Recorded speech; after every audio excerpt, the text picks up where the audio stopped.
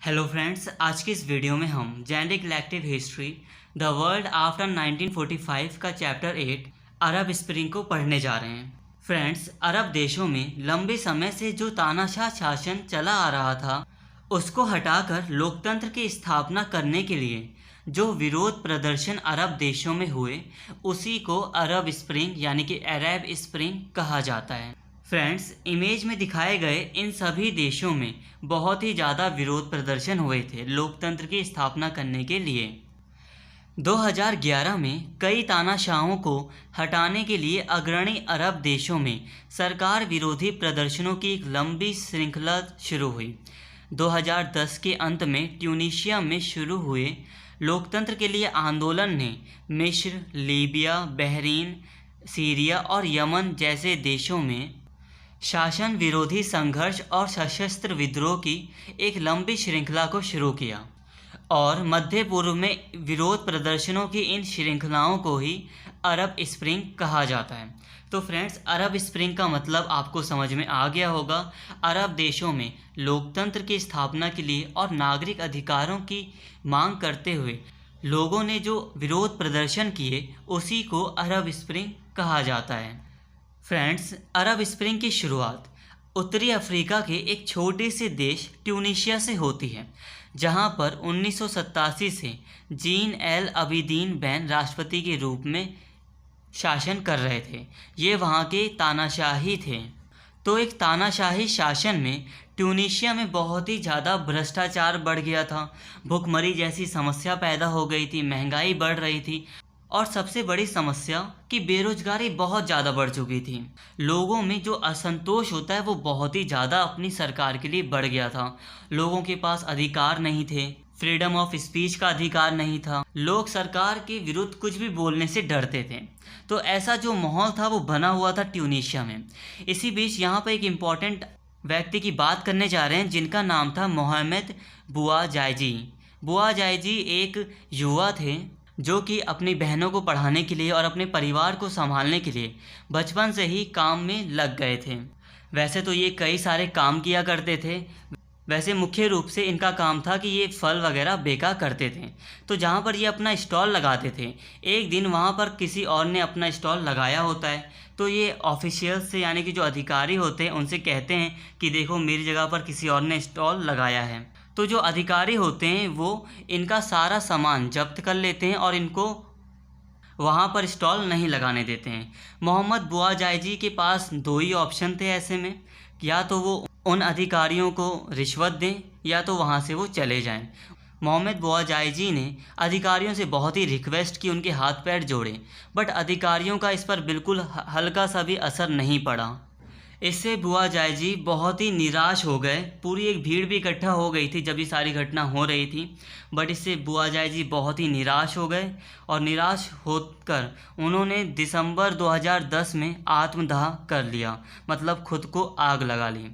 जब बुआजाइजी की आत्मदाह की घटना ट्यूनीशिया में फैली तो इससे ट्यूनीशिया में विरोध प्रदर्शन शुरू हो गए। लोगों में सरकार के खिलाफ पहले से बहुत ही ज़्यादा असंतोष बना था। बुआजाइजी की इस घटना से उन्होंने अब प्रत्यक्ष रूप से विरोध प्रदर्शन करने शुरू कर दिए। बट 4 जनवरी 2011 को बुआजाइजी की मृत्यु हो गई, जिसके कारण ये विरोध प्रदर्शन बहुत ही ज़्यादा बढ़ गए। ट्यूनीशिया के नागरिक अब सरकार के विरुद्ध बहुत कड़ा विरोध करने लगे, विरोध प्रदर्शन शुरू हो गए। दूसरी ओर सरकार ने भी अपनी पूरी कोशिश की, जो वहाँ के तानाशाह थे अबीदीन बैन, उन्होंने भी अपनी पूरी कोशिश की कि इस विरोध को दबा दिया जाए। इसके लिए उन्होंने जो सेना थी, जो फोर्सेस थी, उन्हें गोली चलाने का अधिकार दिया गया, शूटिंग का अधिकार दिया गया, स्नैपर्स को लगाया गया। इससे बहुत ही बड़े लेवल पर नरसंहार हुआ, निहत्थे लोगों पर गोलियां चलाई गई। बट प्रदर्शनकारी पीछे नहीं हटे, उन्होंने अपना प्रदर्शन जारी रखा। तो एक समय ऐसा आया जब अबीदीन बैन को लगा कि अब उनका शासन करना मुश्किल है। इस कारण से उन्होंने ट्यूनीशिया के सेना को आपातकाल लगाने को कहा, बट ट्यूनीशिया की सेना ने ऐसा करने से मना कर दिया।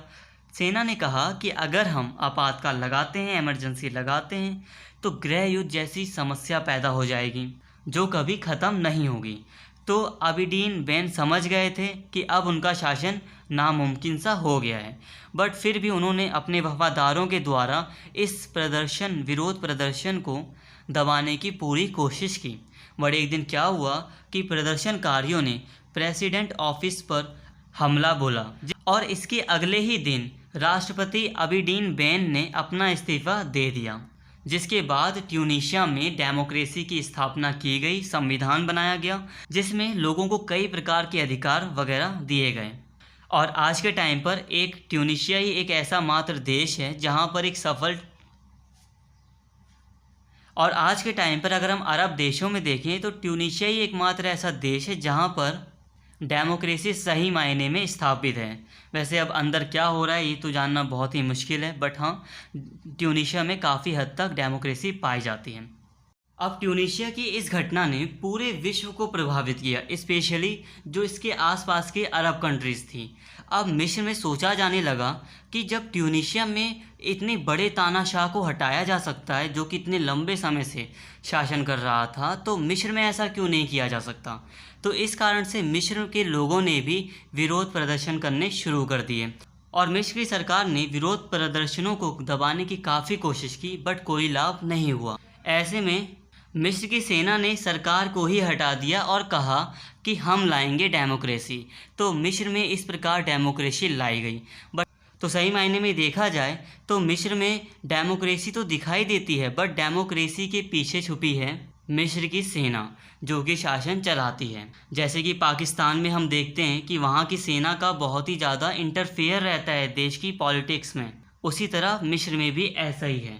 इसके अलावा अब ट्यूनीशिया की तरह और देशों ने भी अपने यहाँ तानाशाह को हटाने की कोशिश की, जिसके कारण यहाँ पर और भी बुरे हालात पैदा हो गए, स्पेशली लीबिया, यमन और सीरिया और कुछ अन्य देशों की अगर हम बात करें तो लीबिया, यमन और सीरिया, इन तीनों ही देशों में गृह युद्ध जैसी समस्या पैदा हो गई जो कि आज और भी विकराल रूप ले चुकी है।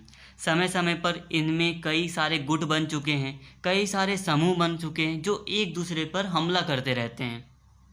देश में किसकी सरकार चल रही है, देश का मुख्य आदमी कौन है, इसका कुछ सही नहीं पता चलता।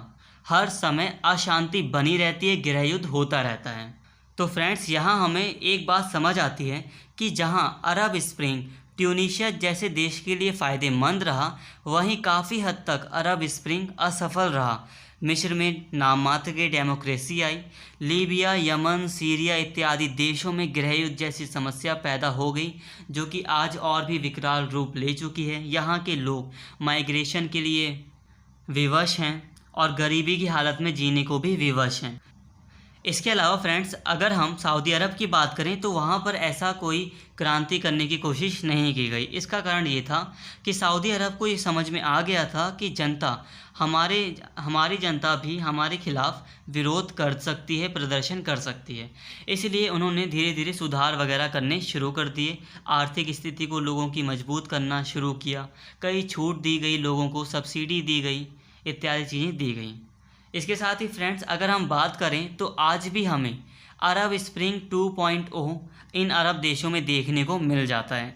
अल्जीरिया और सूडान की अगर हम बात करें तो 2019 से यहाँ की जनता के द्वारा अपनी सरकार के विरोध में बहुत ही ज़्यादा विरोध प्रदर्शन देखने को मिल रहे हैं। तो फ्रेंड्स, ये था अरब स्प्रिंग का पूरा इतिहास।